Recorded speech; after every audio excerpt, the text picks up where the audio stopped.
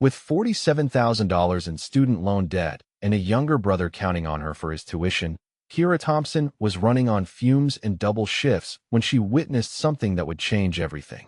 A careful addition of white powder to a dish meant for the most dangerous man she had ever served. 2 words would save his life. Don't eat that. But saving a Yakuza boss comes with consequences, and Ryoji Takahashi does not forget debts, especially ones paid in loyalty and courage. At 24, Kira had perfected the art of invisible competence. She moved through Sakura Heights with the kind of grace that came from 6 years of high-end service work, balancing trays of pristine sushi and delicate ceramic sake sets without a tremor, her smile professional and warm enough to earn good tips, but never so familiar as to invite unwanted attention.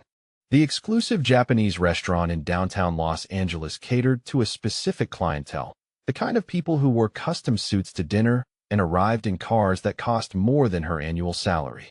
Kira understood her role perfectly. Be efficient, be polite, be forgettable. Her natural hair was pulled back in an elegant low bun, smooth and professional, showing off the warm brown of her skin and the striking darkness of her expressive eyes. She was tall, 5'9", with the kind of posture that came from carrying heavy trays and maintaining dignity through exhaustion. Tonight, like every night for the past 3 months, she was working a double shift.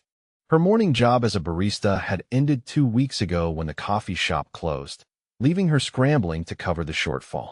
She had exactly $1,200 in savings. Her brother Marcus needed $1,500 for next semester's community college tuition by the end of the month. The math was simple and brutal. She dreamed, sometimes, of opening her own catering company. Small events, personal menus, the kind of food that told stories and brought people together. She had notebooks full of recipes, business plans sketched on napkins during slow shifts, a vision of something that belonged entirely to her. But dreams required capital, and capital required time, and time was the one commodity Kira Thompson could not afford. The Friday evening rush was in full swing when he walked in. Table 7 was the best table in the house, positioned near the floor-to-ceiling windows overlooking the glittering sprawl of the city, with enough distance from other diners to ensure privacy. It was usually reserved weeks in advance for celebrities or executives who valued discretion. Tonight it had been blocked off since noon. No name in the reservation book, just a note in the manager's handwriting that made the entire staff nervous. VIP. Handle personally. Kira was refilling water glasses at table 3 when the energy in the restaurant shifted. It was subtle, the kind of change you felt rather than saw. Conversations didn't stop, but they lowered. The hostess stood straighter. The manager emerged from his office looking pale and focused. The man who entered moved like he owned not just the restaurant, but the entire block it stood on. He was Japanese, late 30s, with the kind of stark, angular features that would have been severe if not for the controlled intensity in his dark eyes. Everything about him was precise, from the way his black hair was styled back from his face to the perfect Windsor knot of his charcoal silk tie. His suit was immaculate, hand-tailored in a fabric so fine it seemed to absorb light, the kind of craftsmanship that whispered wealth rather than shouting it. He wore no jewelry except a watch that Kira recognized from a magazine Marcus had left open once, something Swiss and complicated that cost 6 figures. But it was his presence that commanded attention. He walked with the fluid economy of someone who had never doubted his right to any space he occupied, flanked by 2 men in dark suits who were clearly security despite their attempts at discretion. Other diners looked away quickly, as if making eye contact might be dangerous. The manager bowed, actually bowed, and gestured toward table 7 with the kind of deference usually reserved for heads of state. Kira felt her pulse quicken. She had worked at Sakura Heights long enough to recognize the signs. This was not a tech billionaire or a movie producer. This was something else entirely, something that operated in shadows and inspired fear in men who themselves wielded considerable power.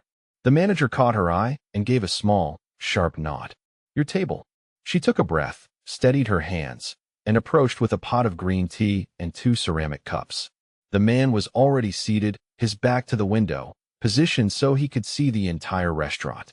His security detail had taken a table nearby, close enough to intervene, but far enough to maintain the illusion of privacy. Up close, he was even more striking. His features were sharp, almost sculptural, with high cheekbones and a jaw that could have been carved from stone. His eyes, dark and fathomless, tracked her approach with an attention that made her skin prickle. "Good evening," Kira said, her voice steady and professional. "Welcome to Sakura Heights. May I offer you tea while you review the menu?" He studied her for a moment that stretched too long, his gaze moving from her face to the neat precision of her uniform to the steady way she held the teapot. Something flickered in his expression, assessment, or perhaps approval. "Yes," he said. His voice was low, controlled, with the barest trace of an accent. His English was flawless, each word deliberate. Kira poured the tea with practiced grace, the stream of pale green liquid perfectly steady. She set the cup before him, placed the menu to his left, and stepped back the appropriate distance. "My name is Kira. I will be taking care of you this evening. Our chef has prepared several specials tonight. May I describe them?" "No," he said simply. "I will have the omakase." Chef's choice. It was the most expensive option on the menu, a multi-course tasting menu that required 2 hours and cost more than Kira made in a week. She made a note on her pad. "Excellent choice. The chef will be honored. Any dietary restrictions I should inform the kitchen about?" "No." "Very good. I will place your order immediately." She turned to go, grateful to escape the weight of his attention, when his voice stopped her. "Your name?" he said. It was not quite a question. "Kira," she repeated, turning back with her professional smile firmly in place. "Kira," he repeated, as if testing the sound of it. "Japanese heritage?" "No, sir. African American." He nodded slowly, his dark eyes never leaving hers. "You move well. How long have you worked here?" 6 years, sir." "And you enjoy it?" The question was unexpected, personal in a way that made her hesitate. "It pays the bills," she said carefully. Something that might have been amusement touched his expression. "Honest. That is rare."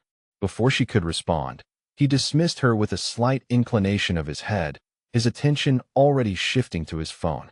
Kira retreated to the kitchen, her heart beating faster than it should. The kitchen was chaos barely contained, fire and precision, and the constant barking of orders in Japanese and English and Spanish. The head chef, a severe man named Tanaka who had trained in Tokyo and treated his kitchen like a temple, was already preparing the omakase courses with the intensity of a surgeon performing a delicate operation. "Table 7, Kira said, handing him her order slip. "Omakase. Full service." Tanaka's hands stilled for just a moment. He glanced toward the kitchen door, toward the dining room beyond, and something passed over his face. Fear? Respect? Both? "Hi," he said quietly. "I understand." Kira had served 3 courses, each one a miniature work of art, when she noticed something wrong. She was returning from table 4, her tray empty, when she saw one of the line cooks, a young man named Danny who had been hired just 3 weeks ago, working on a dish at the far station. It should not have registered as unusual. The kitchen was crowded, everyone working at the controlled frenzy required for a Friday night. But something about his movements caught her eye. He was hunched over his work, his shoulders tight, his glances quick and nervous. And he was working alone, away from where Chef Tanaka was plating the next omakase course. Kira slowed, pretending to check her order pad while watching from the corner of her eye. Danny was preparing a small dish, something delicate in a white ceramic bowl. As she watched, he reached into his jacket pocket, his hand emerging with something small and white. A packet. His fingers trembled as he opened it, tipping a fine white powder into the sauce with 3 quick taps. He stirred it in with frantic speed, his face pale and slick with sweat, then set the bowl on the pass and turned away, walking quickly toward the back exit. Kira's blood turned to ice. The dish sat on the pass, innocent and deadly. In seconds, a server would take it to table 7. The man with the dark eyes and the perfect suit would eat it. And then, her mind screamed calculations. She could tell the manager, but that would take time, require explanation, and she had no proof, just instinct and a glimpse of something that might have been nothing. She could knock the dish off the pass, claim an accident, but that would raise questions, and Danny was already disappearing through the back door like a man running from something terrible. Or she could do the simplest, most dangerous thing. She grabbed a pitcher of water and a fresh glass, arranged them on a small tray with the practiced speed of 6 years' experience, and walked directly to table 7. The man looked up as she approached, mild surprise crossing his features. She had already served his water. This was irregular. Kira set the pitcher down, filled his glass with hands that only trembled slightly, and leaned in close enough that her words would reach only him. "Don't eat that," she said, her voice barely above a whisper but urgent, desperate, the words tumbling out before fear could stop them. His entire body went still. His dark eyes locked on hers with an intensity that stole her breath, and she saw something flicker there. Recognition. Understanding. A decision made in the space of a heartbeat. He did not question, did not ask what she meant or demand explanation. His hand, which had been reaching toward his tea, stilled. Then he moved, smooth and controlled, turning slightly in his seat to catch the eye of one of his security detail. The man approached immediately, bending close as his boss spoke in rapid Japanese, his voice too low for Kira to hear. The security guard's expression never changed, but his eyes went hard and focused. He nodded once and moved toward the kitchen with purpose. The man at table 7 turned back to Kira. His gaze swept her face, taking in her fear, her rigid posture, the way her hands gripped the water pitcher like a lifeline. "Your name?" he said again. "Kira Thompson," she managed. "Kira Thompson," he repeated. His voice was soft, almost gentle, which somehow made it more terrifying. "You have excellent instincts. Sit." "I can't. I'm working." Sit," he said again. Not aggressive, but commanding, the kind of voice that did not expect to be questioned. Against every rule of professional service, against her better judgment, Kira slid into the booth across from him. Her legs were shaking. Her heart hammered against her ribs so hard she thought he must be able to see it. "What did you see?" he asked. "A line cook," she said, her voice tight. "Not our regular staff. New hire, maybe 3 weeks. He was working alone on a dish. I saw him add something from his pocket. White powder." Then he left through the back exit immediately. The man's expression did not change, but something shifted behind his eyes. Cold. Calculating. Lethal. He pulled out his phone, typed something rapidly, then set it down. 30 seconds later, another security guard appeared at the table. The man spoke to him in Japanese, a string of sharp syllables that sent the guard moving immediately toward the kitchen. "What is your full name?" the man asked, returning his attention to Kira. "Kira Marie Thompson." "Age?" 24.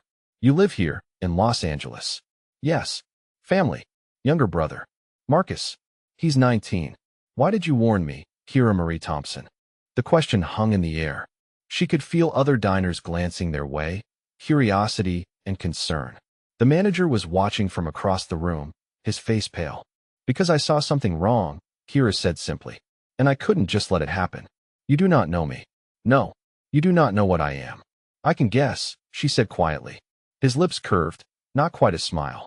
"And yet you risked yourself to warn me. You gained nothing. You could have walked away." "I could have," Kira agreed. "But I didn't." He studied her for a long moment, and she had the unsettling sensation of being read, her character assessed and cataloged with the precision of an expert evaluating an asset. "My name is Ryoji Takahashi," he said finally. "And you, Kira Thompson, have just saved my life." Before she could respond, the security guard returned, leaning close to murmur in Ryoji's ear. Kira caught only fragments, Japanese words she did not understand, but she saw Ryoji's jaw tighten, saw his hands flatten against the table. He looked up at her. "The food has been sent for analysis. The kitchen staff member, Danny, has been located attempting to leave the building. He will be questioned. But you," he paused, his dark eyes holding hers, "you are now a problem." Kira's stomach dropped. "What?" "You have been seen warning me. You interfered. Whoever sent Danny will know that their attempt failed because of you. You are now a liability to them, and a witness to their failure. Do you understand what that means?" She understood. She was shaking now, the full weight of what she had done crashing over her like a wave. "I just wanted to help." "I know," Ryoji said, "and that is precisely why you will come with me. Now." He stood, smooth and controlled, and extended a hand. It was not quite a request. Kira looked at that hand, elegant and steady, offering safety or ownership, or perhaps both. She thought of Marcus waiting for tuition money. She thought of her tiny apartment with its broken lock. She thought of the white powder stirred into sauce meant to kill. She took his hand and stood. The restaurant seemed to blur around her as Ryoji guided her toward the exit, his security forming a protective bracket. The manager started forward, confusion and alarm on his face, but Ryoji's cold glance stopped him mid-step. Outside, a black Mercedes waited, sleek and expensive, with darkly tinted windows. One of the security guards opened the rear door. "Get in," Ryoji said quietly. "Where are we going?" Kira asked. "Somewhere safe. Until I determine the extent of the threat you have just walked into." She should refuse. Should demand to go home, to call the police, to handle this through proper channels. But proper channels would not protect her from whoever had tried to poison Ryoji Takahashi. Proper channels would leave her vulnerable and alone. Kira got in the car. Ryoji slid in beside her, and the door closed with a heavy, final sound. The car pulled away from Sakura Heights, from her normal life, from everything safe and known. "You will stay with me," Ryoji said, his voice calm and absolute in the darkness, "until this is resolved. You are under my protection now. Do you understand?" Kira looked at his profile, sharp and controlled in the dim light from passing street lamps, and felt the full weight of her choice settling over her like a shroud. "Yes," she whispered. "Good," he said. "Then we have an understanding." The car drove into the night, carrying Kira toward a future she could not have imagined 6 hours ago, when saving a stranger's life had seemed like the simplest choice in the world. The drive took 20 minutes through streets that grew quieter and more exclusive with each passing mile. Kira sat rigid in the leather seat, her hands clasped tight in her lap, watching the city lights blur past the tinted windows.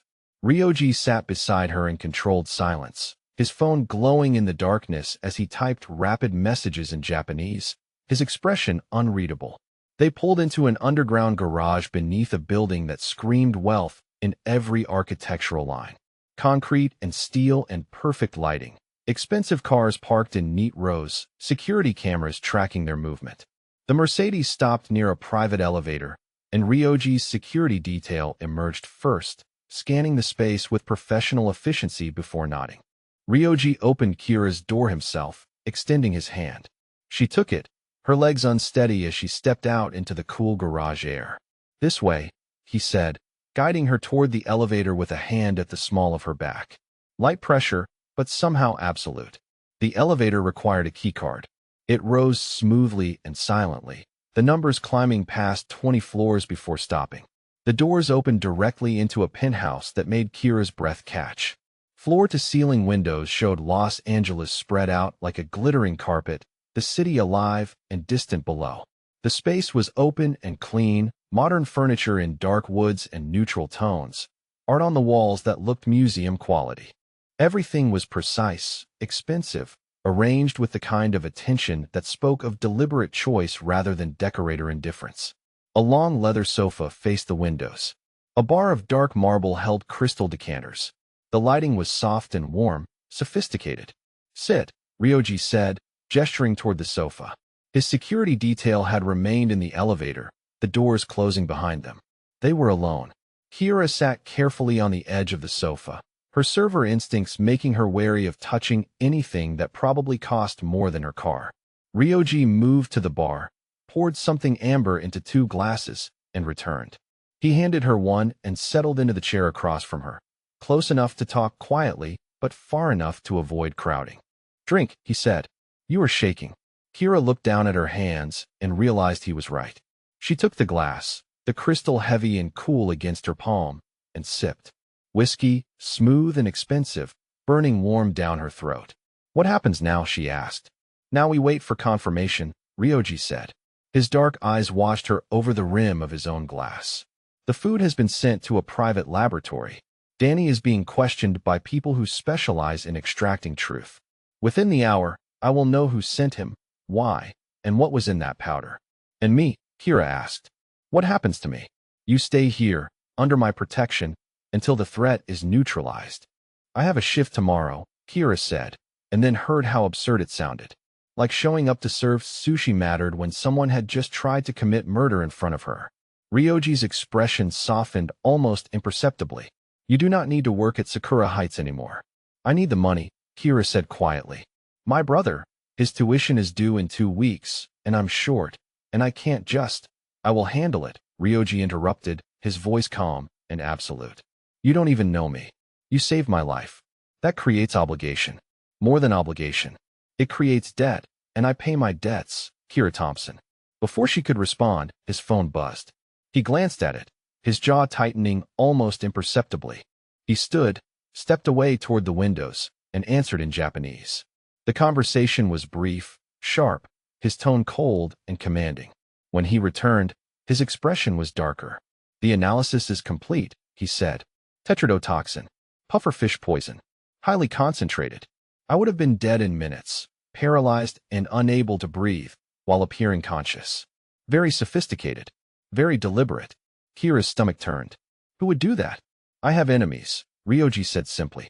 Men who believe my influence has grown too large, who want my territory, my operations. The Sato family has been pushing into my districts for months. This has their signature.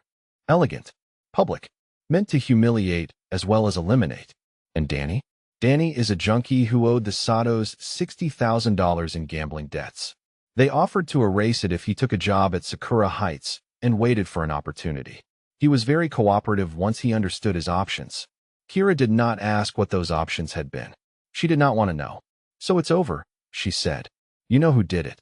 You can handle it. It is not over, Ryoji said, and his tone made her look up sharply. You were seen, Kira.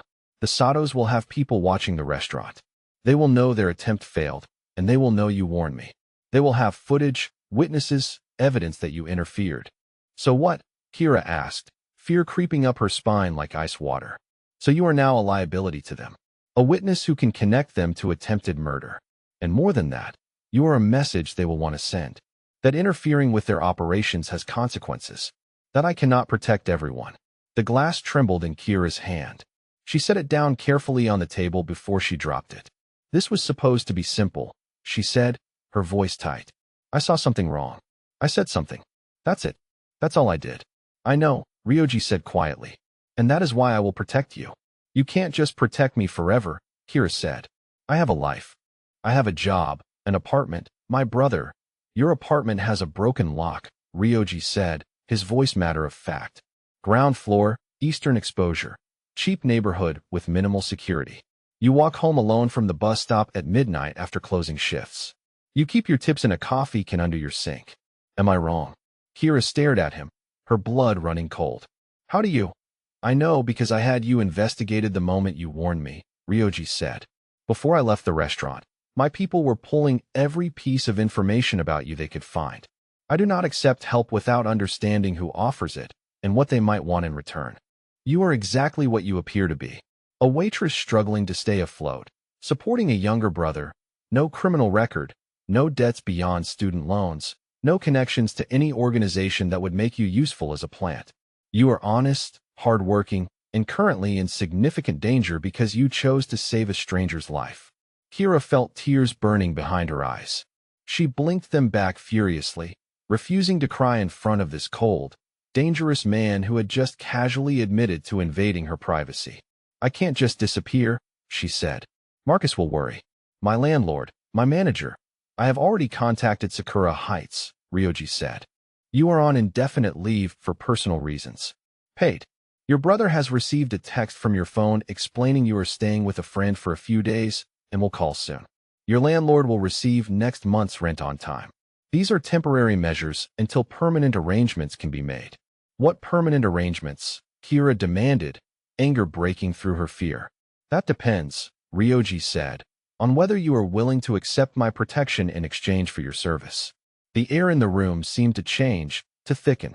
Kira looked at him, at the controlled intensity in his dark eyes, the absolute certainty in his posture. This was not a man who made offers lightly. What kind of service? She asked carefully. The kind that ensures your loyalty and my safety, Ryoji said. But that conversation can wait until morning. Right now, you need rest. You have had a difficult night. He stood, smooth and controlled, and gestured toward a hallway. The guest room is prepared. Private bathroom, anything you need. My security will be outside the door and throughout the building. You are safe here. And if I want to leave, Kira asked. Ryoji's expression did not change, but something flickered in his eyes. I would strongly advise against it. But I am not holding you prisoner, Kira. You may leave whenever you wish. However, the Satos will be watching for you. They will be waiting, and I will not be there to protect you." It was not a threat. It was simply fact, delivered with the calm certainty of a man who understood exactly how the world worked. Kira stood on shaking legs. "Show me the room," she said quietly. Ryoji led her down a hallway lined with more expensive art, past closed doors, to a room at the end that was larger than her entire apartment. A king bed with pristine white linens. A dresser of dark wood. Windows with blackout curtains already drawn. A door leading to a bathroom that gleamed with marble and chrome. "Clothes have been provided," Ryoji said, gesturing to the dresser. "Toiletries in the bathroom. If you need anything, there is a phone on the nightstand. Dial 1 for security, 2 for my personal line." "Why are you doing this?" Kira asked, turning to face him. "Really? I saved your life, fine. But this, all of this, it's more than just gratitude." Ryoji studied her for a long moment, his dark eyes unreadable. "You did not hesitate," he said finally. "You saw danger and you acted, despite having no obligation to me, no reason to risk yourself. In my world, that kind of courage is rare. That kind of honesty is even rarer. I value rare things, Kira Thompson, and I protect what I value."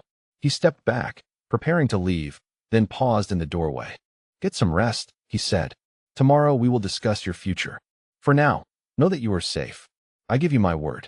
The door closed behind him with a quiet click, and Kira was alone in a room that cost more to furnish than she earned in a year, protected by a Yakuza boss who had already rearranged her life with terrifying efficiency. She sank onto the bed, the mattress impossibly soft beneath her, and let the tears come.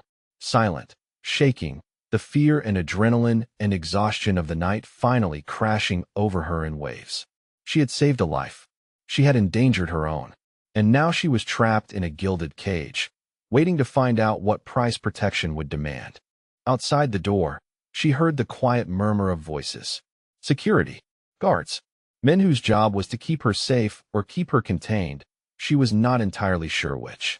Kira thought of Marcus, asleep in their tiny apartment, unaware that his sister had just stepped into a world of violence and power she did not understand.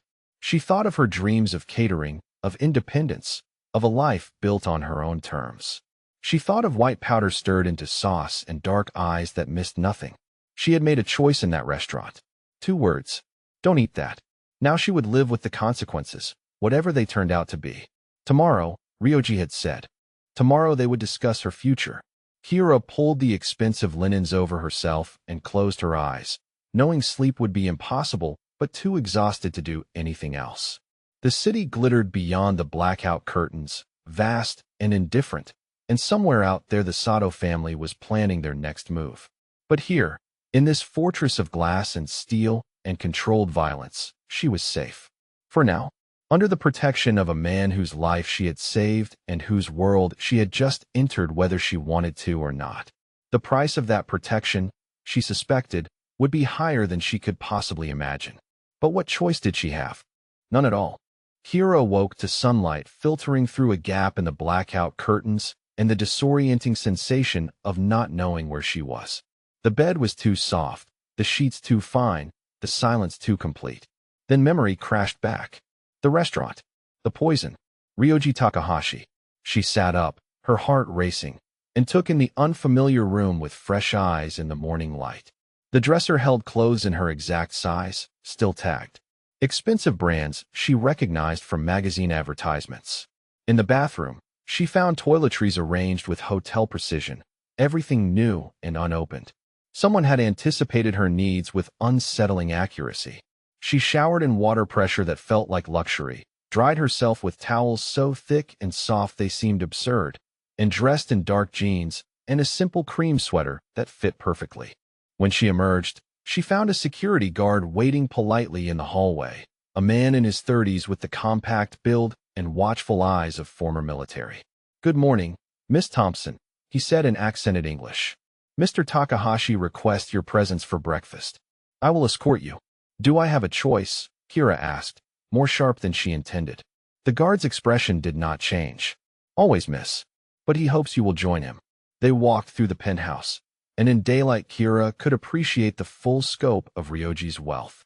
Original art on the walls, pieces she vaguely recognized from art history classes. Furniture that looked sculptural and deliberate. A kitchen of stainless steel and black granite that would make any chef weep with envy. Everything was clean, precise, maintained to a level that spoke of staff and standards. The guard led her to a dining area where floor-to-ceiling windows showed the city sprawling below in morning haze. A table was set for two, simple white china and fresh flowers in a low vase. Ryoji sat reading a tablet, dressed in dark slacks and a crisp white shirt, his sleeves rolled to his elbows in the only concession to casualness she had seen from him. He looked up as she approached and stood, a gesture of courtesy that seemed automatic. "Good morning, Kira," he said. "Please sit. I hope you rested well as could be expected," Kira said, taking the chair across from him. "Given the circumstances." "Understandable," Ryoji said. "Coffee or tea?" "Coffee, please." He poured from a carafe of coffee that smelled rich and complex, then gestured to platters of food. Breakfast had been prepared with the same precision as everything else in his world. Fresh fruit arranged artfully, pastries that looked French and delicate, rice and grilled fish in the Japanese style, eggs cooked 3 different ways. Kira took small portions, her appetite uncertain, and ate in silence while Ryoji watched her with that same assessing attention from the night before. "The Sato family knows their attempt failed," he said finally, setting down his tablet. "They know you were the one who warned me. Surveillance footage from the restaurant confirms it. They also know you left with me, which complicates their options but does not eliminate them." Kira's coffee cup rattled slightly as she set it down. "What does that mean?" "It means they will wait and watch. They cannot act against you while you are under my direct protection without declaring open war, which they are not yet ready to do. But if you leave my protection, if you return to your normal life, you become vulnerable. An easy target and a useful message. So I'm trapped here," Kira said. "Not trapped," Ryoji corrected. "Protected. There is a difference." "Is there?" Kira asked, meeting his dark eyes. "Because it feels like you've made decisions about my life without consulting me." "I have made decisions to keep you alive," Ryoji said, his voice calm but firm. "You may disagree with my methods, but you cannot disagree with the necessity. The Satos will kill you if given the opportunity. This is not speculation. This is fact."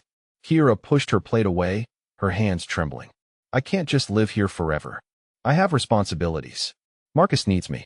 I have bills, a life, which is why we need to discuss a more permanent arrangement," Ryoji interrupted. He set down his coffee and leaned back slightly, his posture relaxed but his eyes intent. "I have a proposition for you, Kira. I would like you to hear it fully before you respond." The air seemed to shift, to become heavier. Kira folded her hands in her lap to hide their shaking and nodded. "Go ahead." Ryoji stood and moved to the windows, his hands clasped behind his back, his silhouette sharp against the morning light. When he spoke, his voice was measured and businesslike. "You saved my life," he said.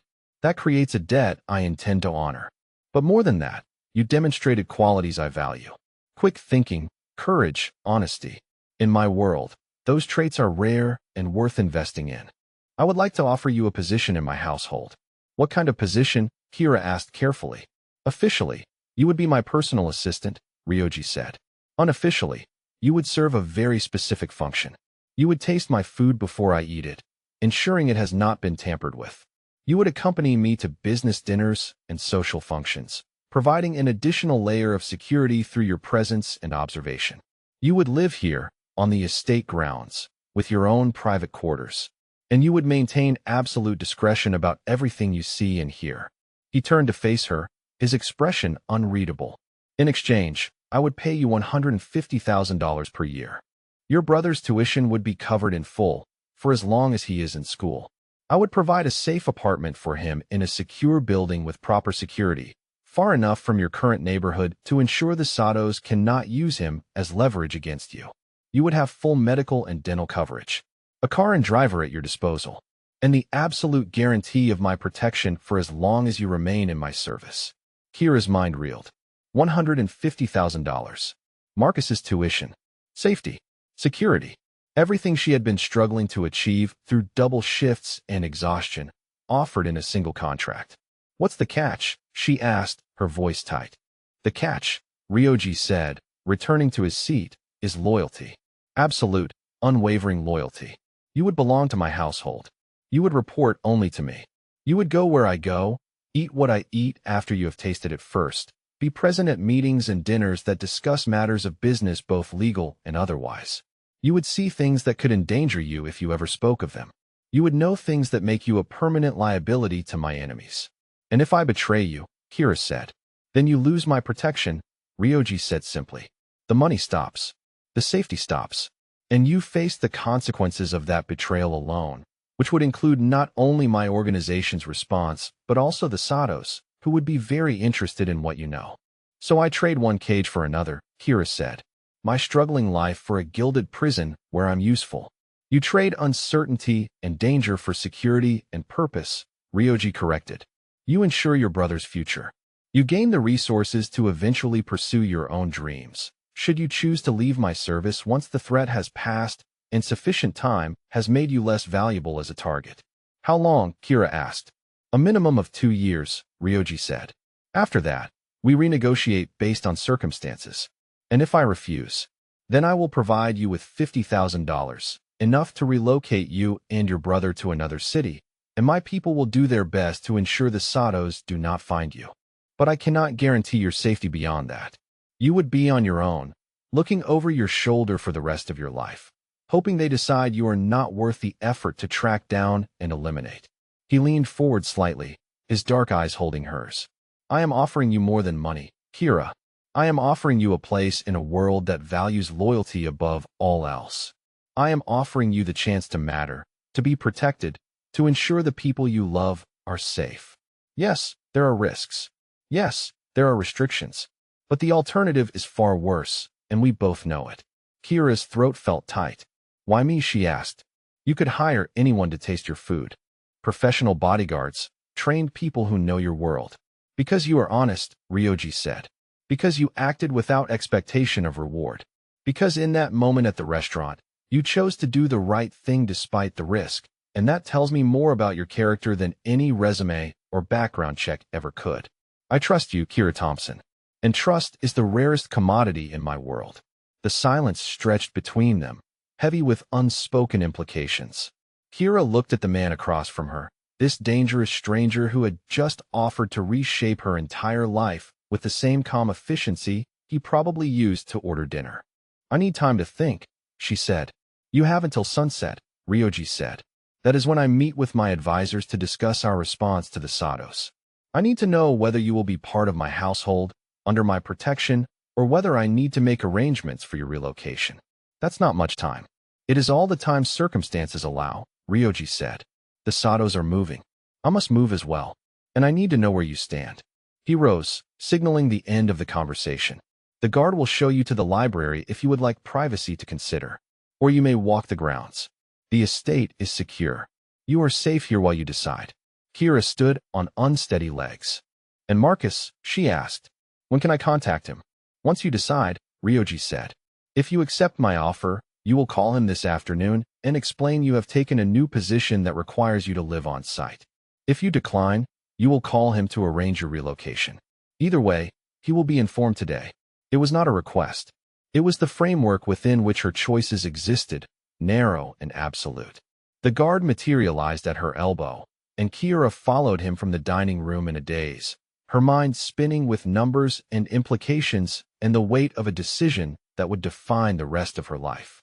The library was a room of dark wood and leather, floor-to-ceiling books in multiple languages, a window seat overlooking gardens that seemed impossibly lush for Los Angeles.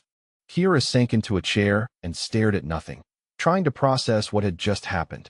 $150,000 a year. Marcus's tuition covered. A safe apartment. Medical coverage. Everything she needed to survive and more. In exchange for tasting a Yakuza boss's food and becoming part of his world permanently. She thought about her current life. The double shifts. The exhaustion. The constant calculation of whether she could afford groceries and rent in the same week. The fear of unexpected expenses. The slow erosion of her dreams under the weight of necessity.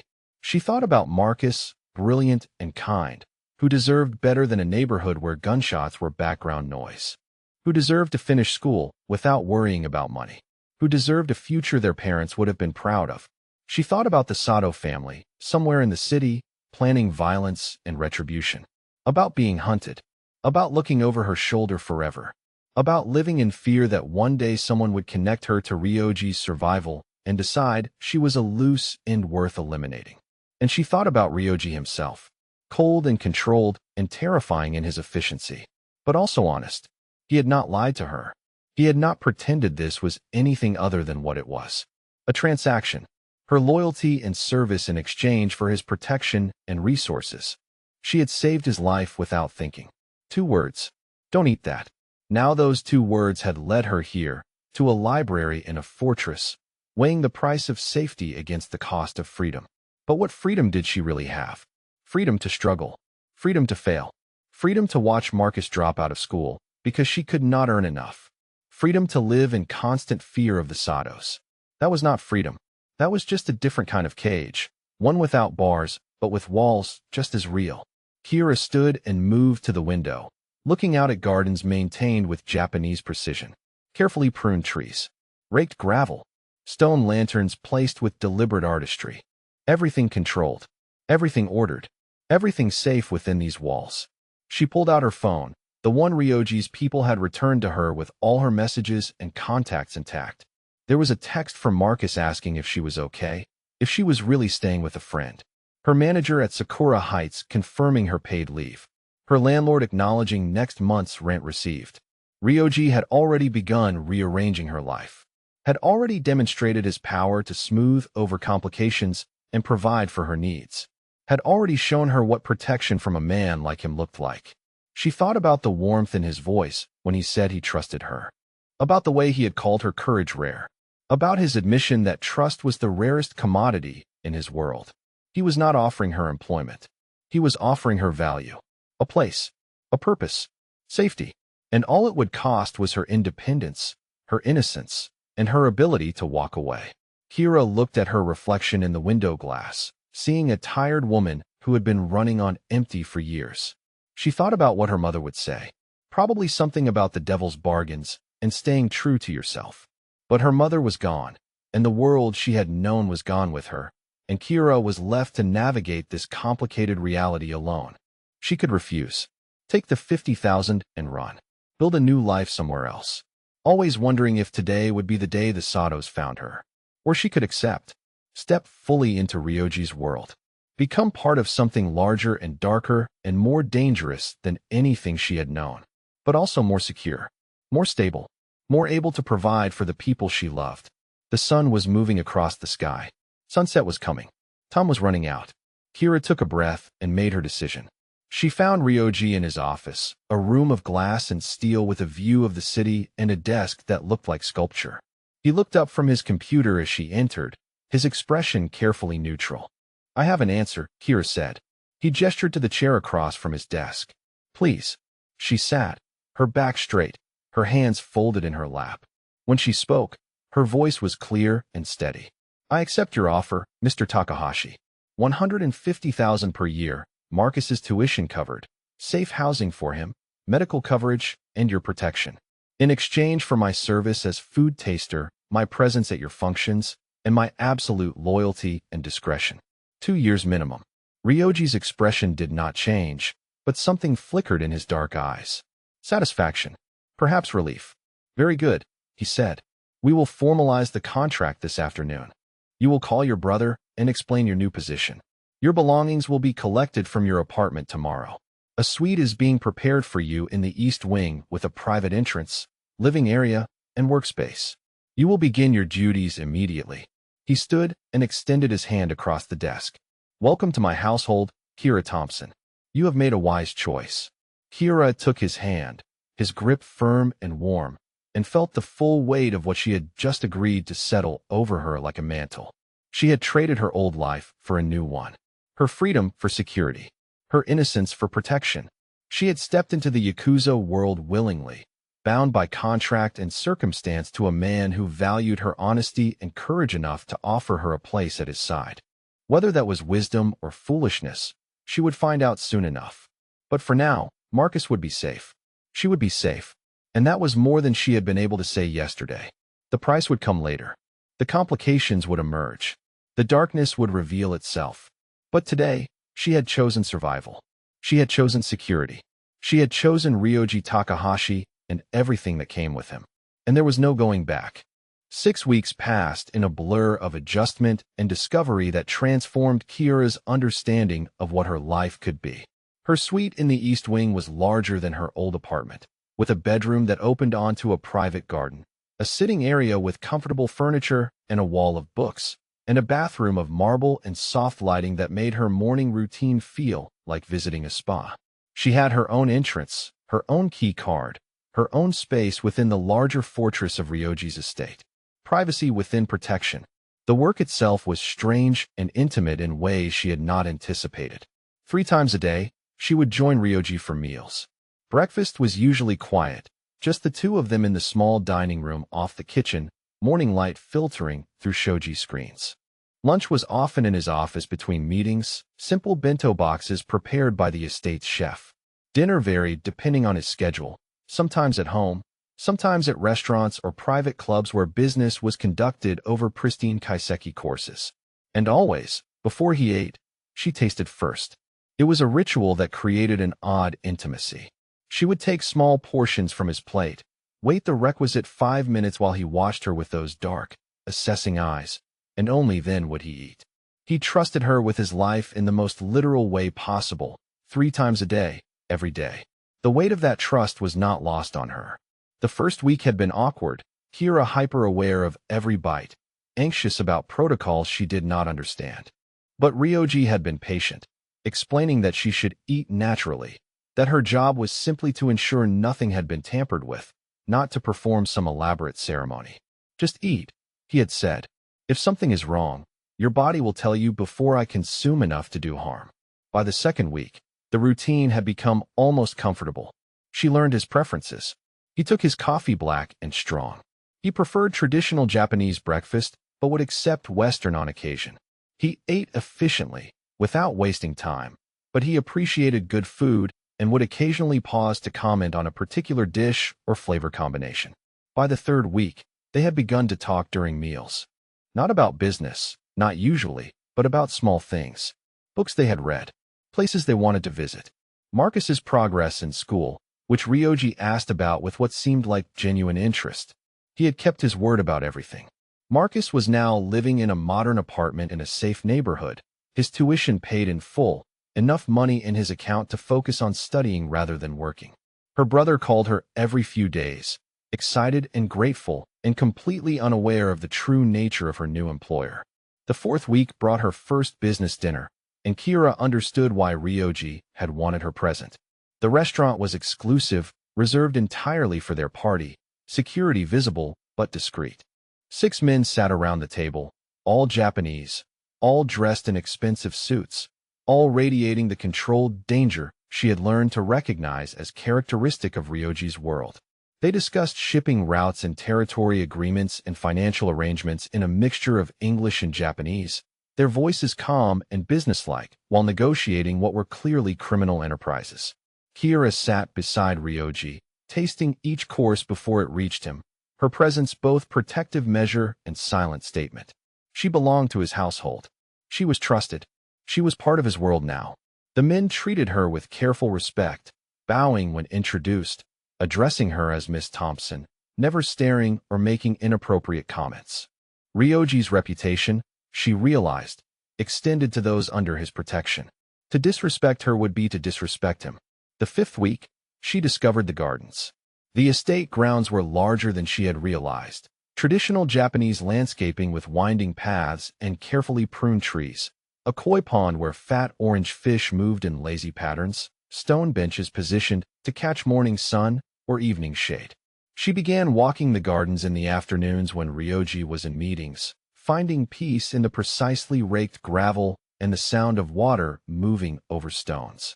One afternoon she found Ryoji there, crouched beside the koi pond with a bag of feed, his expensive suit jacket discarded, his shirt sleeves rolled up.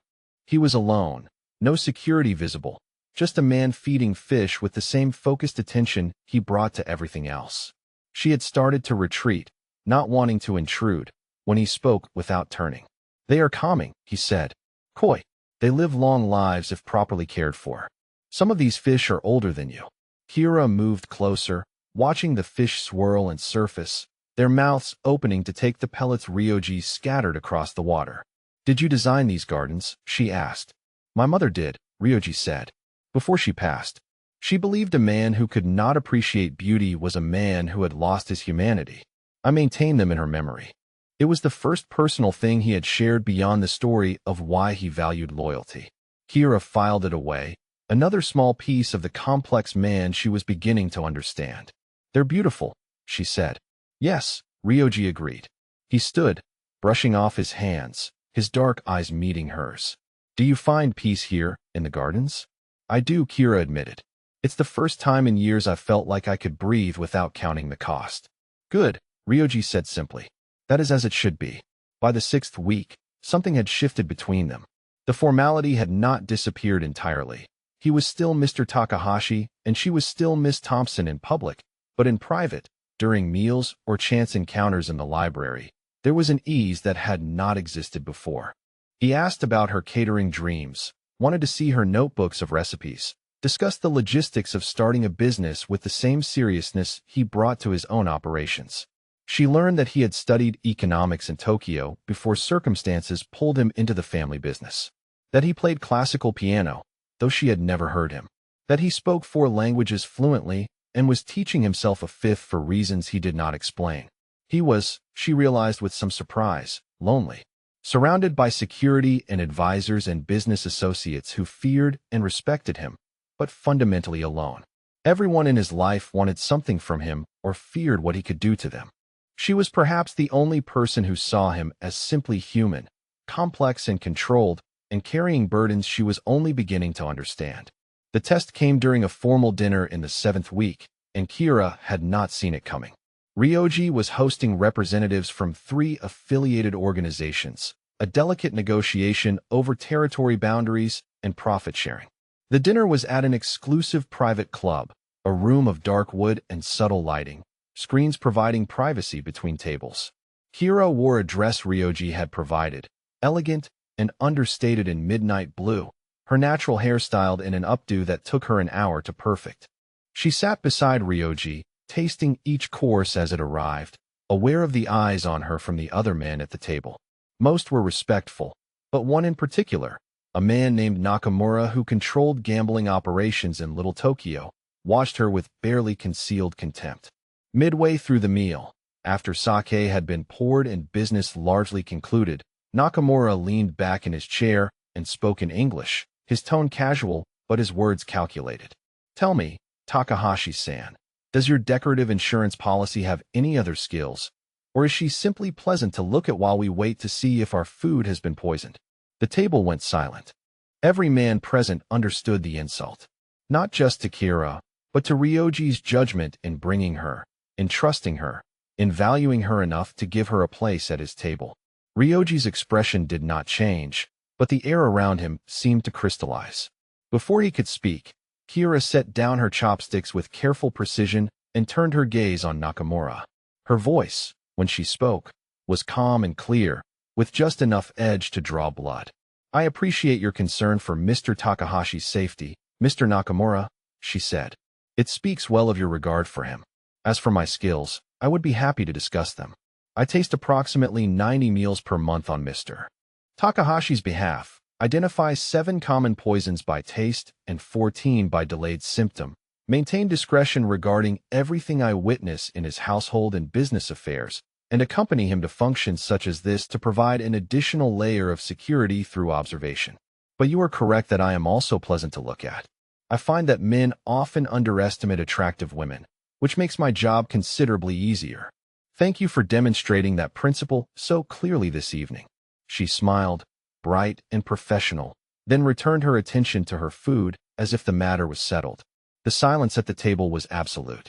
Then, one of the other men, an older yakuza with gray streaking his hair, laughed quietly. She has spirit, Takahashi-san, he said in Japanese. You chose well. Ryoji's response was delivered in English, his voice soft and cold, His dark eyes locked on Nakamura with an intensity that made the man go pale. "Miss Thompson is a valued member of my household," he said. "She has my complete trust and my protection. I would be disappointed if anyone at this table misunderstood what that means. Disappointed men in my organization tend to find their operations suddenly less profitable. Territories shift. Protection becomes unreliable. Accidents happen. I trust when I've made myself clear."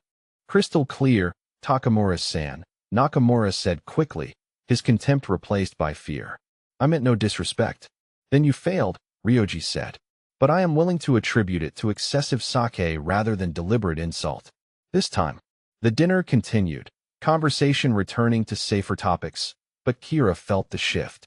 She had been tested and had responded with exactly the right balance of dignity and strength. She had defended herself without requiring Ryoji to do it for her, but he had then reinforced her position with unmistakable threat. They had moved in sync, partner and protector, and everyone at that table had seen it. Later, in the car returning to the estate, Ryoji spoke quietly. "You handled that well." "Thank you," Kira said. "You have more strength than most of my men," Ryoji continued. "That is rare. Valuable. Do not doubt your place in my household, Kira. You have earned it many times over." Something warm unfurled in her chest at his words. Approval from Ryoji Takahashi, she was learning, was earned in small increments and meant with absolute sincerity.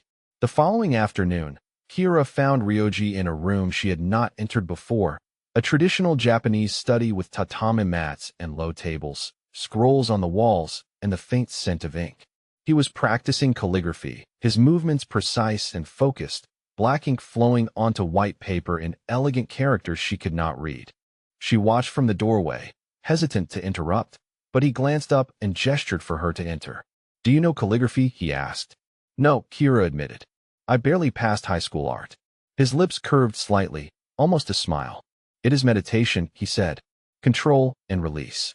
Precision and flow. Each stroke must be perfect, but you cannot hesitate or the ink betrays your uncertainty." "What are you writing?" she asked, moving closer to see the characters taking shape.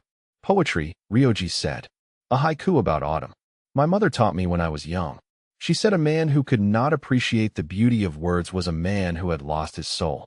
"Your mother sounds like she was wise." "She was," Ryoji said quietly. "And she would have liked you, I think. She valued honesty above all else. She said truth was the only real currency in a world of lies." He set down his brush and looked up at her, his dark eyes searching. "Why did you accept my offer, Kira?" "The real reason. Not the practical answers about money and safety, but the true reason you chose to stay." Kira considered lying or deflecting, but his mother's words about honesty echoed in her mind. She sat down on the cushion across from him, the low table between them. "Because I was drowning," she said quietly. "Not just financially, though that was part of it, but drowning in the weight of trying to be everything to everyone, of never being enough, of watching my dreams get smaller and smaller until they fit into the tiny space left over after survival. You offered me a chance to breathe. Yes, there are conditions. Yes, there are risks. But for the first time in years, I feel like I might actually have a future instead of just an endless present of struggling and failing." Ryoji nodded slowly. "And now? Do you regret your choice?" "No," Kira said, surprising herself with the certainty in her voice. "I don't. This life is strange and sometimes frightening and nothing like what I imagined. But Marcus is safe and thriving. I'm learning things I never would have known. And you," she paused, choosing her words carefully, "you have kept every promise you made. That matters more than I can say. Trust is earned through action, not words," Ryoji said. "I told you that you would be safe, that your brother would be provided for, that I would honor our arrangement. I do not make promises I cannot keep." "Can I ask you something?" Kira said. "Always. Why do you trust me to taste your food? Really, you could have enemies plant someone, train them to build trust before betraying you. How do you know I'm not working for the Satos, playing a long game?" Ryoji set down his brush and leaned back slightly, his gaze direct and unwavering. "I have learned to read people, Kira. It is not a skill taught in books, but earned through experience and mistakes. I watch how people move when they think no one is looking, how they react when under pressure, what they choose when given the opportunity to be selfish or selfless. That night in the restaurant, you were terrified. I could see it in your trembling hands, hear it in your voice. But you warned me anyway. You gained nothing from that warning except danger. That told me everything I needed to know about your character." He paused, his dark eyes softening almost imperceptibly. "Everyone in my world wants something from me," he continued. "Power, money, protection, status. They see me as a means to their ends, a tool to be used, or an obstacle to be overcome. You are the first person in many years who wanted nothing from me except to keep me from dying. That kind of honesty, that kind of compassion without expectation of reward, it is rare, precious, worth protecting and rewarding. So you trust me because I didn't want anything from you," Kira said. "I trust you because you wanted to do the right thing even when it cost you everything," Ryoji corrected. "That is who you are at your core. And that is why you will never betray me. Not because of money or fear, but because it would violate something fundamental in your character. You are not capable of that kind of betrayal, Kira Thompson. I knew at the moment you whispered, 'Don't eat that.' And every day since has only confirmed what I saw in that instant." Kira felt something shift in her chest, something warm and complicated and entirely unexpected. This dangerous man who controlled criminal operations and inspired fear and hardened Yakuza saw her, truly saw her, not as an employee or a tool or a pretty addition to his household, but as a person whose character he valued enough to trust with his life. "Thank you," she said quietly. "For what?" Ryoji asked. "For seeing me. For keeping your promises. For giving me a chance to be more than I was." Ryoji stood, smooth and controlled, and offered his hand to help her up from the floor cushion. His grip was warm and steady, and he held her hand a moment longer than necessary. "You were always more, Kira," he said. "You just needed someone to see it and provide the space for you to become it." He released her hand and returned to his calligraphy, the moment of vulnerability passing, his control reasserting itself. But Kira felt the change between them, subtle and profound. She was no longer just an employee fulfilling a contract. She was becoming something more. Partner, confidant, someone he trusted not just with his safety, but with glimpses of his true self beneath the cold, controlled exterior. And she was beginning to realize that her feelings about him were shifting too. From fear to respect. From respect to understanding. From understanding to something deeper and more dangerous that she was not yet ready to name. But it was there, growing in the spaces between meals and conversations, in the gardens where peace lived, and the study where beauty was created with ink and discipline. Something that could not be paid for or contracted. Something real and unexpected and terrifying in its implications. 6 weeks, and her life had transformed completely. The question was what would happen in the weeks to come, as external threats loomed and internal feelings deepened. But for now, in this moment, watching Ryoji create beauty with practiced precision, Kira felt something she had not felt in years. Hope, and the beginning of something that might, impossibly, be happiness. The first sign that something had changed came during breakfast in the 8th week. Kira had learned to read Ryoji's moods through subtle signals. The tightness around his eyes when he was stressed. The way his fingers drummed once against the table when he was thinking through a problem. The slight pause before he spoke when he was choosing his words with particular care. This morning, all 3 signals were present, along with something new. His security detail had doubled overnight. Men in dark suits stood at intervals around the estate, visible through the windows, their presence a reminder that the peace Kira had grown accustomed to was maintained through constant vigilance. "Is something wrong?" Kira asked, setting down her tea. Ryoji glanced up from his tablet, his dark eyes meeting hers with that assessing attention she had come to recognize as him deciding how much to tell her. "The Satos are moving," he said finally. "They have been quiet for weeks, consolidating, planning. That silence is ending. My sources indicate they are preparing something. I have increased security as a precaution." "Should I be worried?" Kira asked, trying to keep her voice steady. "You should be aware," Ryoji corrected, "but not afraid. You are protected here. The estate is secure. My men are trained and loyal. But I need you to be careful. Stay within the grounds. Do not leave without me or my head of security. If you see anything unusual, anyone you do not recognize, you tell me immediately. Understood?" "Understood," Kira said. But the tension did not ease. Over the next few days, she watched Ryoji move through his business with tighter control, his meetings running longer, His phone calls conducted in rapid Japanese with a hard edge to his voice she had not heard before. He was preparing for something. Mobilizing. The calm, controlled man who practiced calligraphy and fed koi was still present. But beneath that surface, something cold and lethal was stirring. Kira found herself checking the windows more often, noting the positions of security guards, feeling the weight of being watched for protection rather than surveillance. The gardens, which had been her refuge, now felt exposed. But she refused to hide inside, refused to let fear dictate her movements. If this was her life now, she would live it fully, not cowering behind walls. It was early evening, the sun dropping toward the horizon and painting the sky in shades of orange and gold, when Kira walked the garden path toward the koi pond. Ryoji was in a meeting that had been going for 3 hours, voices occasionally raised in his office, the tension palpable even from a distance. She needed air, needed to clear her head, needed the peace that came from watching fat orange fish swim lazy circles in clear water.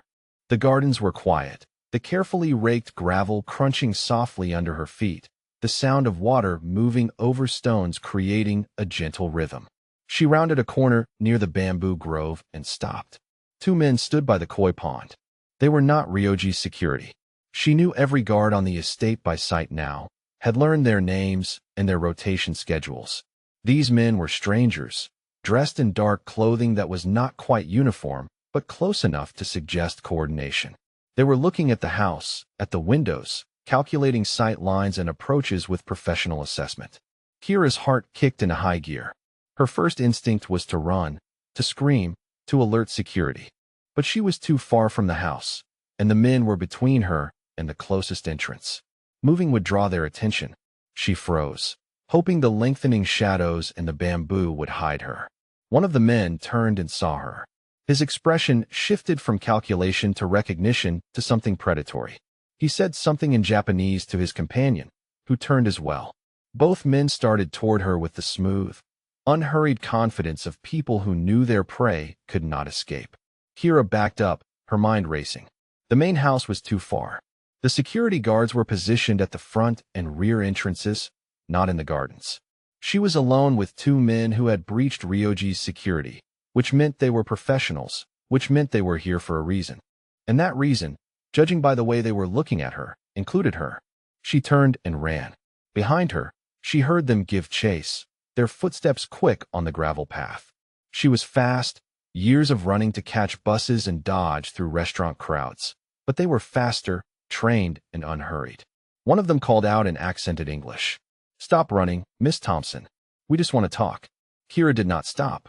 She cut off the path, pushing through low branches, heading for the eastern wall where she knew a service gate existed. If she could reach it, could get through to the street, could find people, witnesses, anything. A hand grabbed her arm and yanked her backward. She stumbled, nearly fell, and found herself facing the first man, his grip bruising on her wrist. Up close, she could see the cold professionalism in his eyes, the way he held her just tight enough to hurt but not injure. This was a man who knew exactly how much force to use. "Let me go," Kira said, her voice coming out stronger than she felt. In a moment, the man said, "First, you will listen. The Sato family sends a message.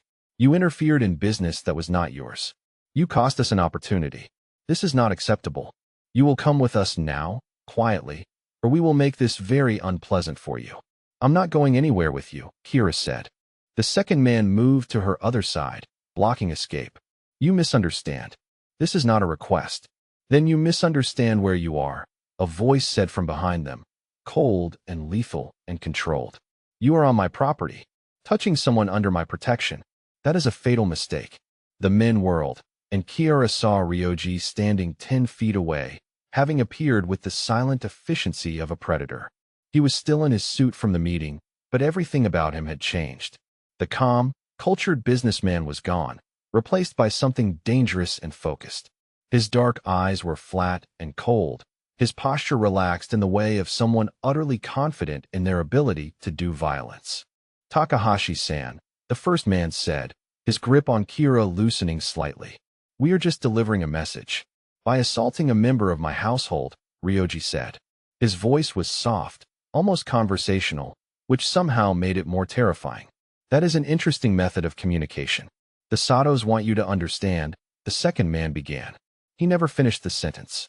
Ryoji moved with a speed that shocked Kira.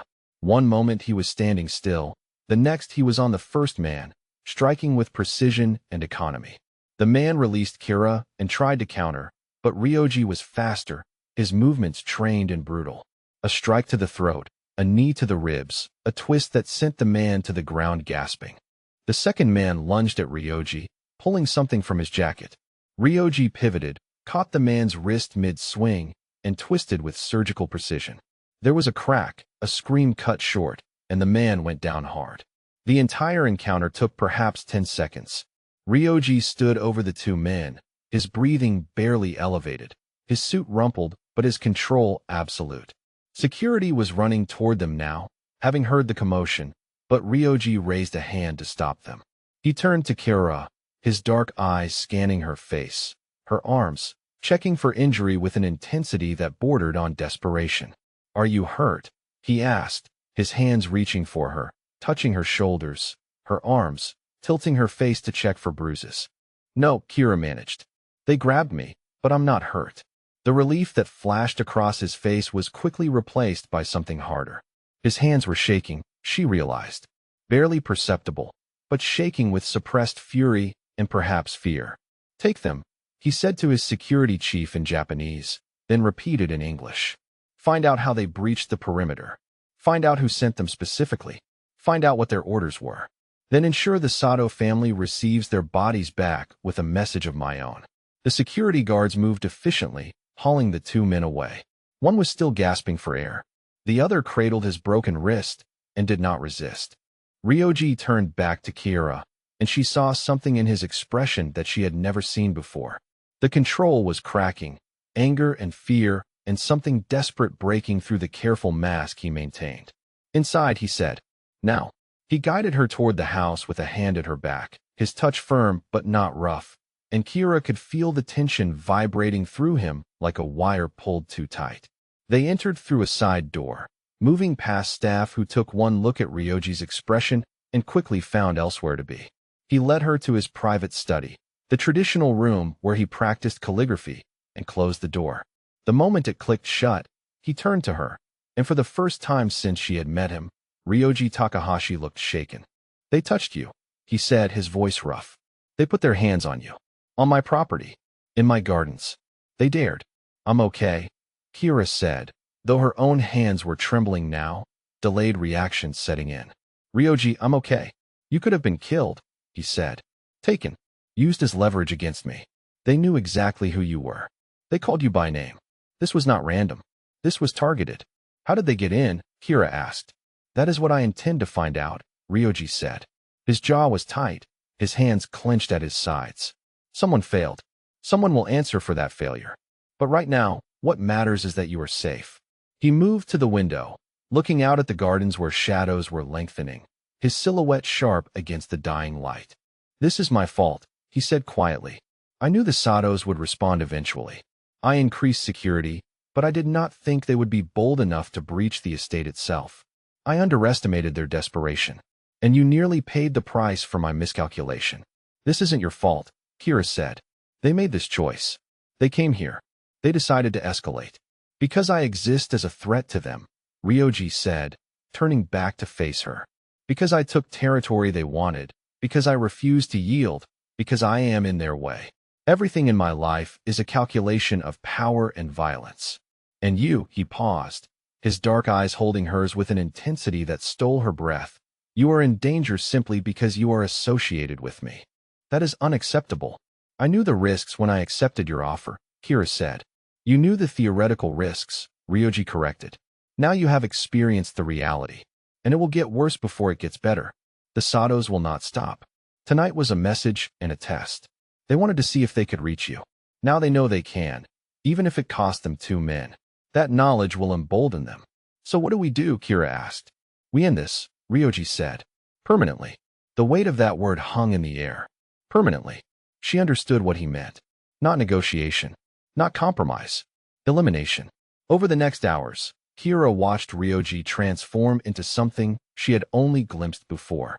He made calls, rapid and precise, mobilizing resources with terrifying efficiency. Men arrived at the estate, hard-faced and professional, receiving orders in Japanese and departing immediately.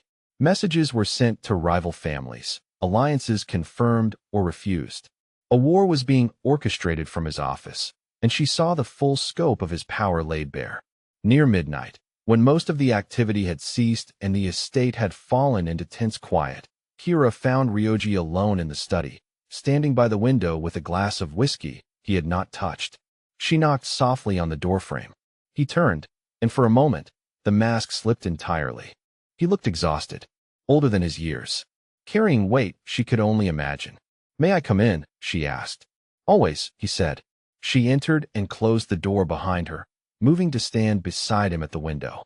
The gardens were illuminated now by security lights, guards visible at regular intervals. The peaceful refuge transformed into a militarized zone.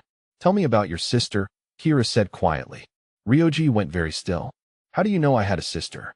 "You mentioned your mother taught you calligraphy and valued beauty," Kira said. "But you never mentioned your father, and you get a certain look when you talk about family lost." "I guessed." Ryoji was silent for a long moment.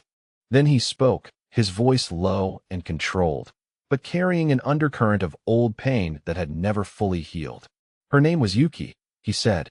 "She was 8 years younger than me. Beautiful, kind, everything good in a world that is mostly darkness. She fell in love with a man when she was 22. He seemed respectable, came from a good family, had a legitimate business. I was building the family operations then, focused on expansion and consolidation, too busy to pay attention to my little sister's life." He paused, his jaw tight. He hit her the first time 3 months into their relationship. She hid it, made excuses. By the time I realized what was happening, she was pregnant and terrified, trapped in a cycle of abuse she could not escape. I tried to help, offered her money, protection, a way out. But she loved him, or thought she did, or maybe she was just too afraid to leave. I was too focused on business to see how bad it had gotten. Too convinced she would eventually accept my help. "What happened?"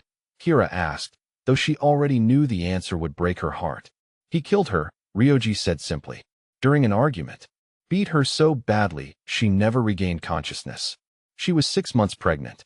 I lost both of them in one night because I was too arrogant to force the issue, too confident she would come to me when she was ready. I have relived that failure every day since." His hands gripped the window frame, knuckles white. "I swore I would never fail someone like that again," he continued. "That I would never ignore warning signs, never assume people would ask for help when they needed it most, never let politeness or social conventions stop me from protecting someone in danger. When I saw your bruises that night in the restaurant, when I recognized the fear behind your lies, I saw Yuki.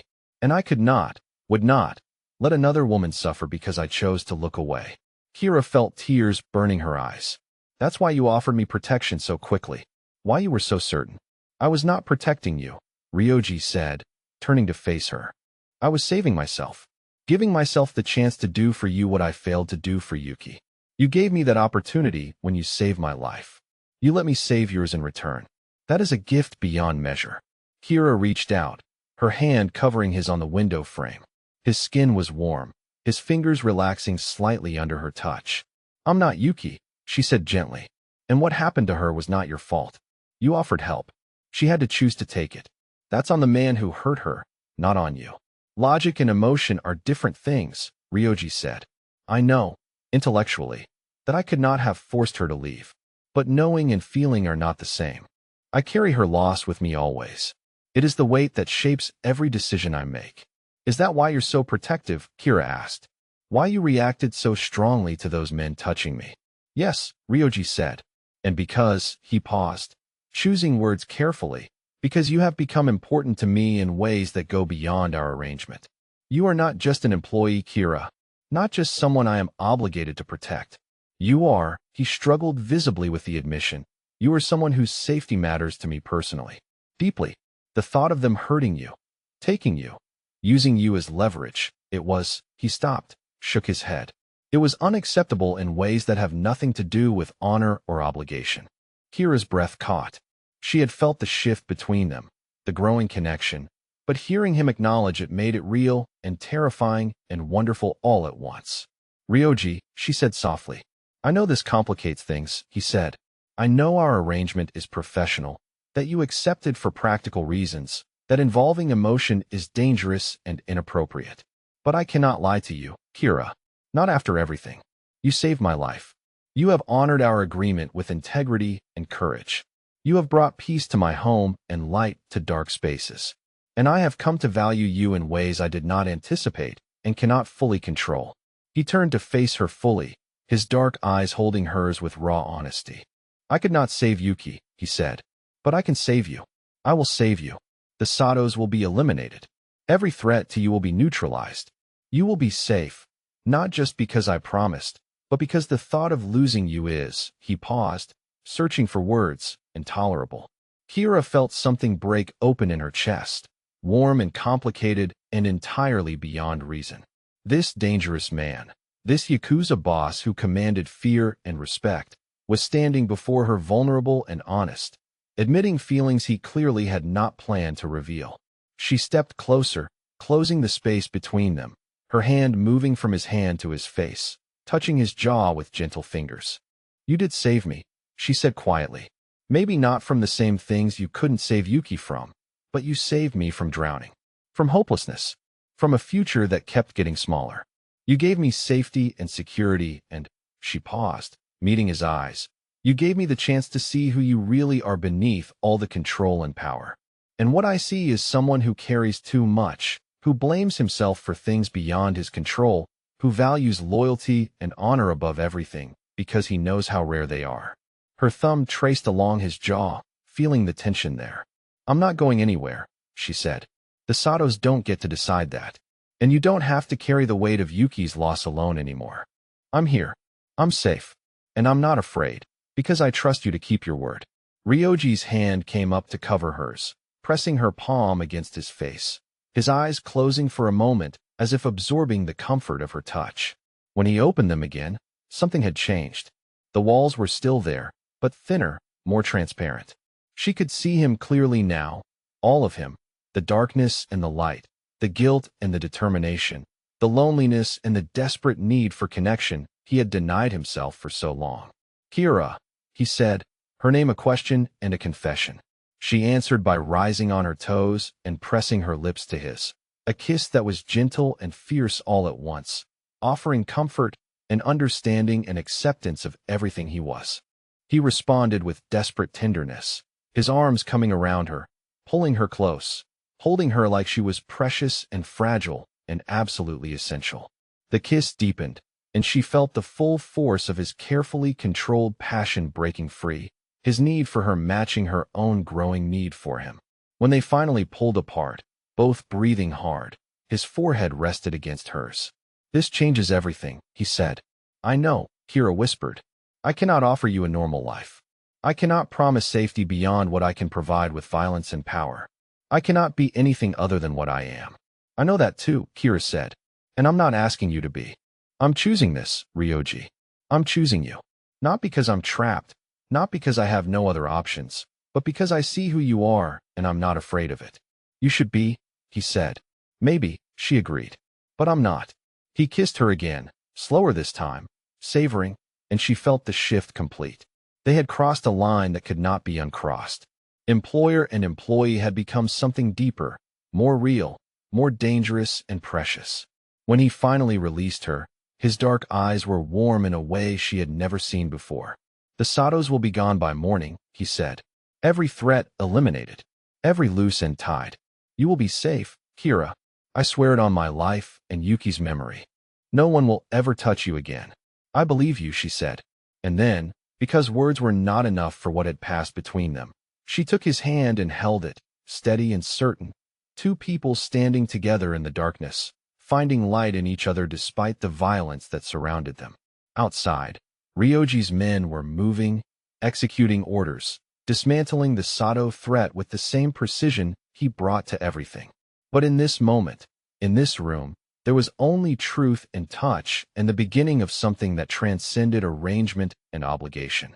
There was only them, and that was enough.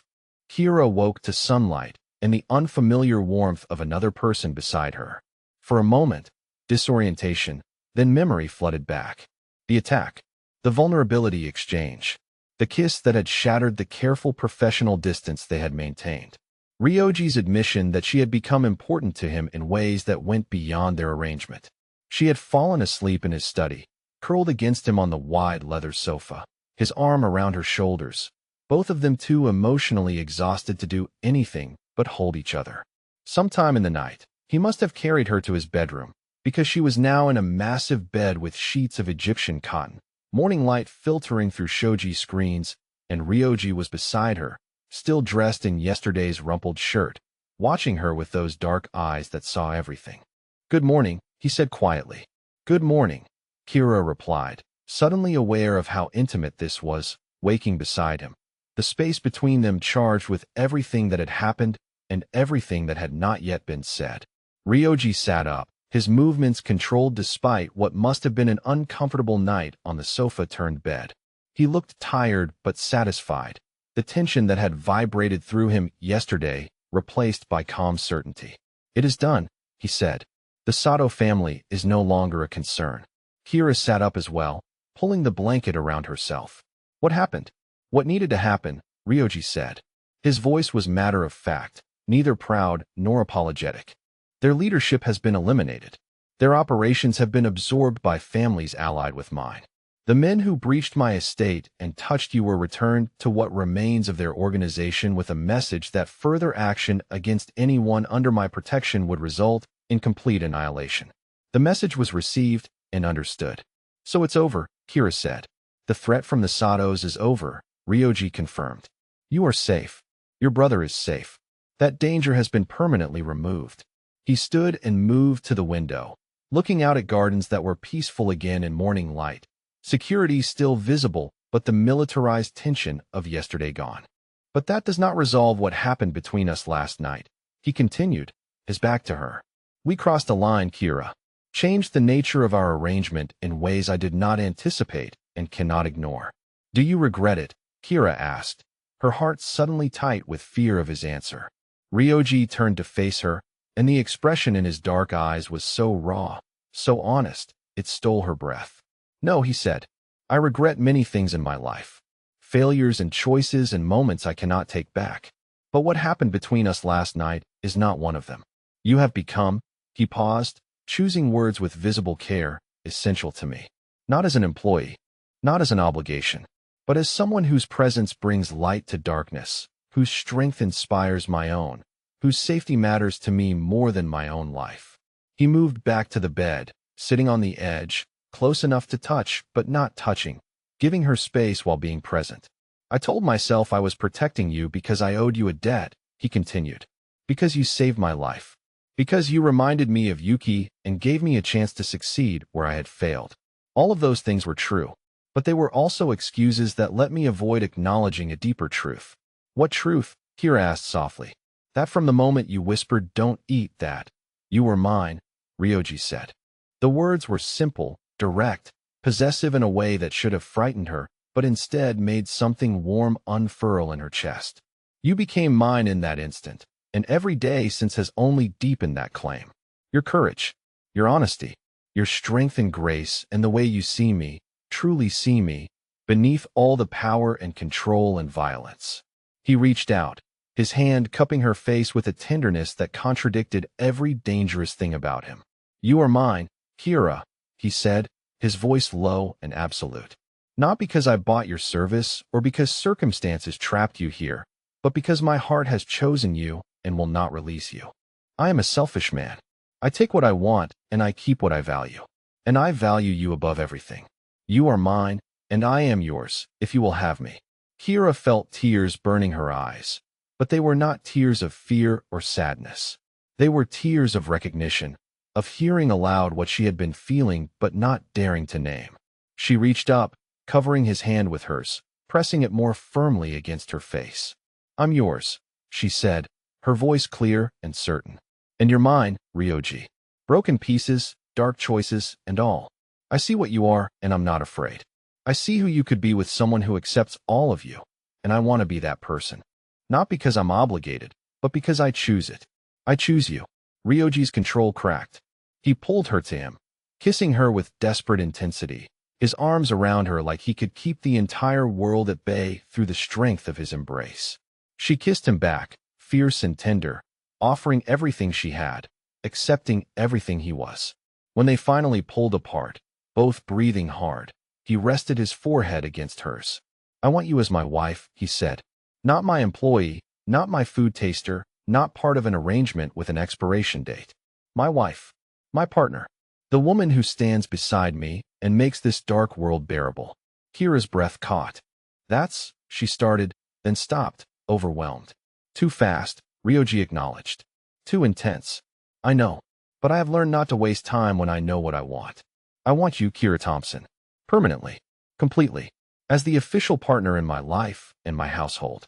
As the woman I trust above all others. As my wife in every sense that matters. He pulled back slightly, his dark eyes searching hers. I am not a good man, he said. I will never be able to offer you a conventional life.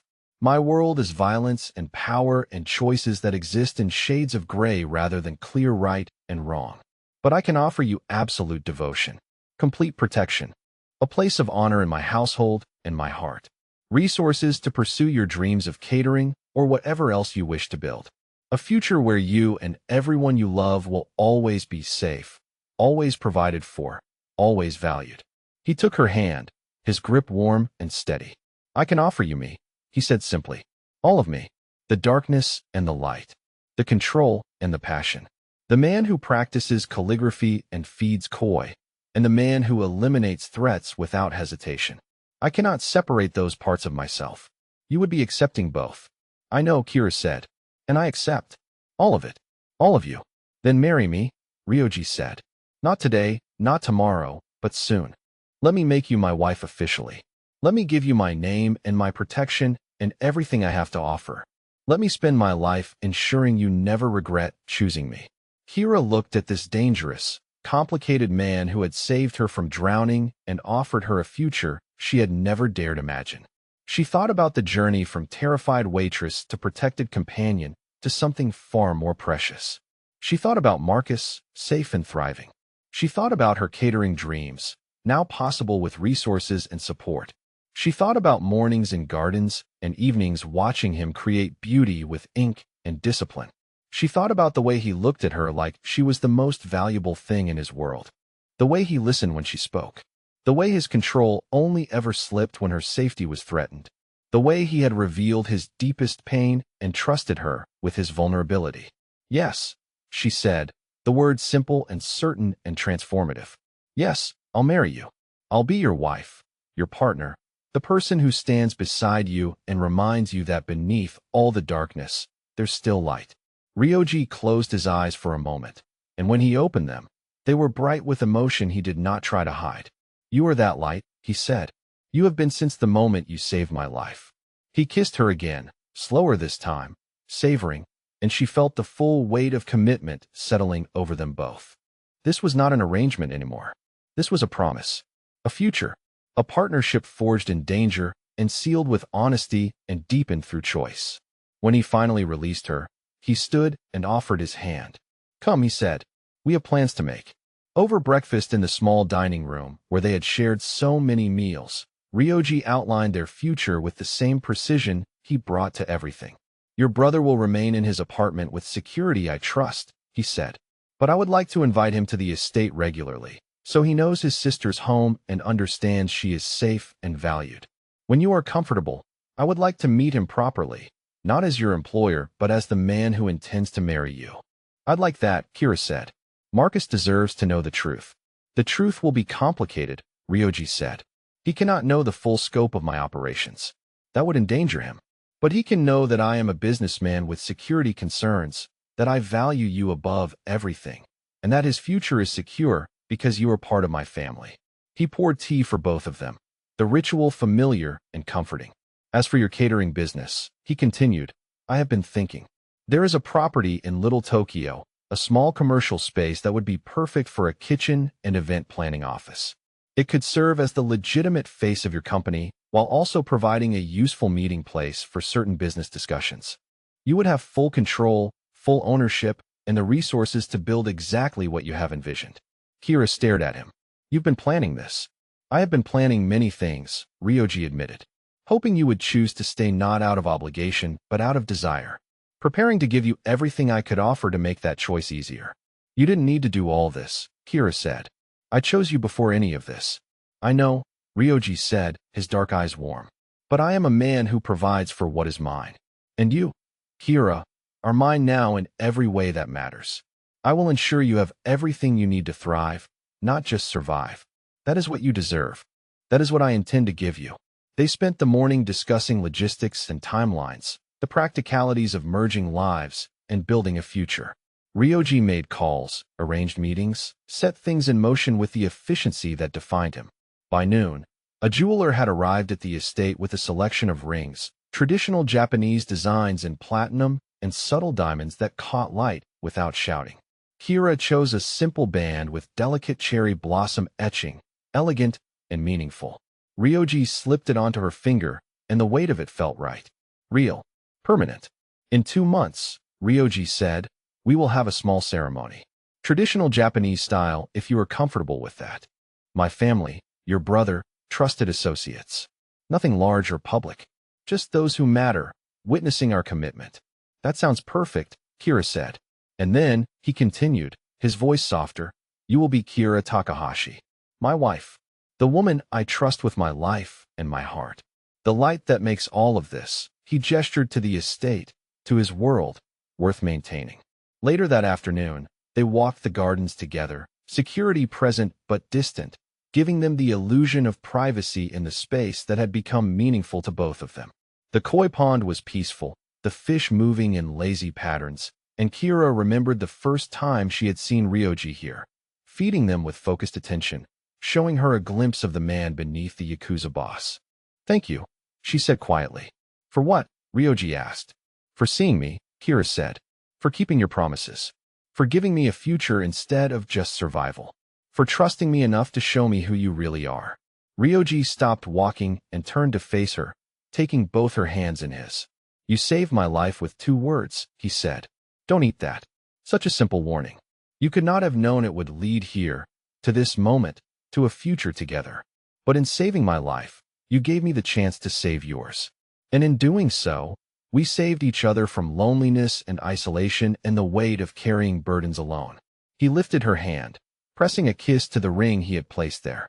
I have built an empire on violence and control, he said. But you have shown me that true power lies in trust and partnership.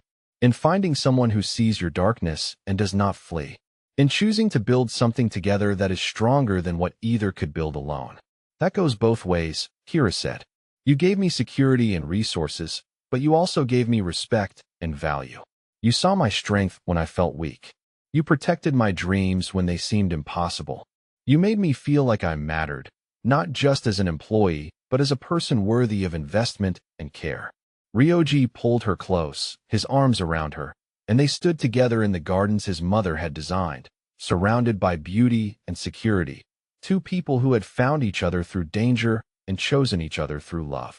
The sun was setting when they finally returned to the house, painting the sky in shades of orange and gold, and Kira thought about the night 8 weeks ago when she had warned a stranger about poisoned food. She had been drowning then, struggling to keep her head above water, watching her dreams get smaller with each passing day. She looked at Ryoji beside her, this complicated, dangerous man who had given her safety and partnership and love she had not known she needed. She thought about Marcus, thriving and safe, his future secure. She thought about her catering business, about to become real with resources and support she had never dared hope for. She thought about mornings sharing breakfast and evenings walking gardens and nights falling asleep beside someone who valued her above everything. 2 words had changed her life. Don't eat that. And now, standing beside the man who had responded to those words by rearranging her entire existence, she understood that sometimes the bravest choice was the simplest one. Warning a stranger, accepting help, choosing love despite danger, trusting that safety could exist even in darkness. Ryoji Takahashi had been a stranger once, dangerous and controlled and terrifying in his intensity. Now he was her future, her partner. Her choice. And she was his. Completely, willingly, forever. The Satos were gone, eliminated as thoroughly as Ryoji eliminated every threat. The danger that had brought them together was resolved. But the connection forged through that danger remained, deepened, transformed into something precious and permanent. Kira Thompson had saved a Yakuza boss's life. In return, he had given her a future worth living, a partnership worth fighting for, and a love worth every complicated, dangerous, beautiful moment it demanded. She was no longer the exhausted waitress counting dollars and deferring dreams. She was Kira Thompson, soon to be Kira Takahashi, the woman who had captured the heart of one of Los Angeles's most dangerous men through nothing more than honesty, courage, and 2 whispered words. Don't eat that. The simplest warning, the most profound consequence. And as Ryoji guided her inside their home, his hand warm and steady at the small of her back, Kira knew with absolute certainty that she had made the right choice. Every single time. The future stretched ahead, secure and bright with possibility, protected by the man who valued loyalty above all else and had chosen to give his loyalty to her. Forever started now, and it was more than she had ever dared to dream.